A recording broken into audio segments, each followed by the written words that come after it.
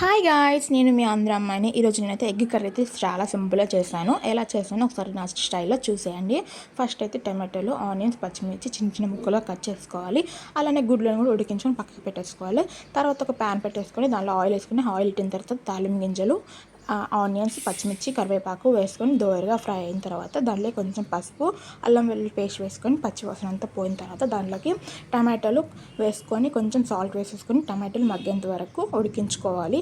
అది ఉడికిన తర్వాత దాంట్లోకి టేస్ట్ సరిపడా కారం వేసేసుకోవాలి. కారం వేసిన తర్వాత మనం ఉడికించుకొని గుడ్లు వేసేసుకొని గుడ్లకి కొంచెం కారం పట్టేటట్టు ఉడికించుకోవాలి.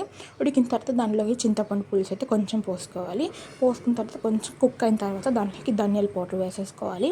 వేసుకున్న తర్వాత ఒక 2-3 మినిట్స్ ఉడికించుకొని దాంట్లోకి కొంచెం కొత్తిమీర వేసేసుకొని 1 మినిట్ ఉడికించుకొని తీసేసామంటే ఎగ్ కర్రీ సింపుల్గా రెడీ అయిపోతుంది. నేను 5 గుడ్లు ఉడికిస్తే 3 గుడ్లు మిగిలాయి.